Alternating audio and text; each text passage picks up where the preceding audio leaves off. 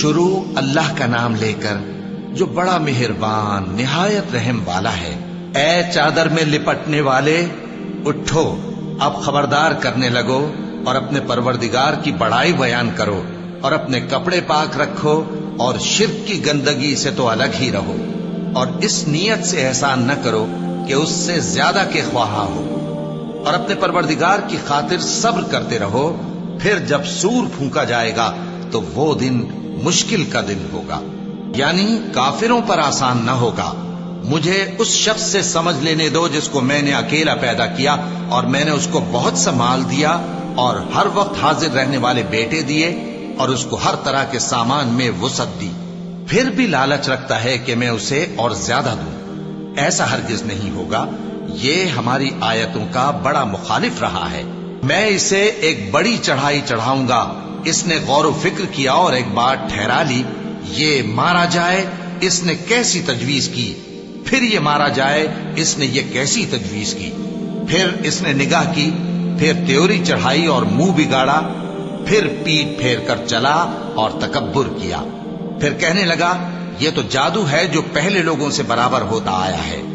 پھر بولا یہ اللہ کا کلام نہیں بلکہ بشر کا کلام ہے، میں ان قریب اس کو سقر میں داخل کروں گا، اور تم کیا سمجھے کہ سقر کیا ہے؟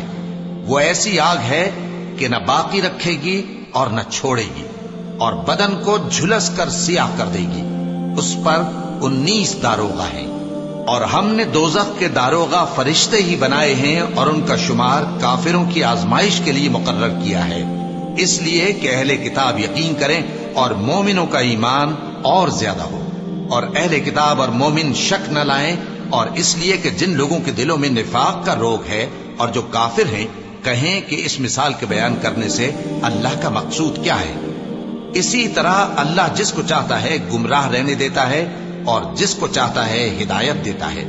اور تمہارے پروردگار کے لشکروں کو اس کے سوا کوئی نہیں جانتا، اور یہ قرآن تو بنی آدم کے لیے نصیحت ہے۔ ہاں ہاں، قسم ہے چاند کی اور رات کی جب رخصت ہونے لگے، اور صبح کی جب روشن ہو جائے، کہ وہ آگ ایک بہت بڑی آفت ہے، انسان کے لیے ڈر کی چیز، یعنی اس شخص کے لیے جو تم میں سے آگے بڑھنا چاہے یا پیچھے رہنا چاہے۔ ہر شخص اپنے کرتوتوں کے باعث گرفتار ہوگا، مگر داہنی طرف والے نیک لوگ جنتوں میں ہوں گے اور پوچھتے ہوں گے، یعنی آگ میں جلنے والے گناہگاروں سے، کہ تم دوزخ میں کیوں پڑے؟ وہ جواب دیں گے کہ ہم نمازیوں میں شامل نہ ہوئے، اور نہ ہم فقیروں کو کھانا کھلاتے تھے، اور ہم بحث کرنے والوں کے ساتھ مل کر بحث کرتے تھے، اور روز جزا کو جھٹلاتے تھے، یہاں تک کہ ہمیں موت آ گئی۔ تو سفارش کرنے والوں کی سفارش ان کے حق میں کچھ فائدہ نہ دے گی۔ ان کو کیا ہوا ہے کہ نصیحت سے روگرداں ہو رہے ہیں، گویا گدھے ہیں کہ بدک جاتے ہیں جو شیر سے ڈر کر بھاگ جاتے ہیں۔ اصل یہ ہے کہ ان میں سے ہر شخص یہ چاہتا ہے کہ اس کے پاس کھلی ہوئی کتاب آئے، ایسا ہرگز نہیں ہوگا۔ حقیقت یہ ہے کہ ان کو آخرت کا خوف ہی نہیں۔ کچھ شک نہیں کہ یہ قرآن نصیحت ہے، تو جو چاہے اسے یاد رکھے، اور یاد بھی تبھی رکھیں گے جب اللہ چاہے۔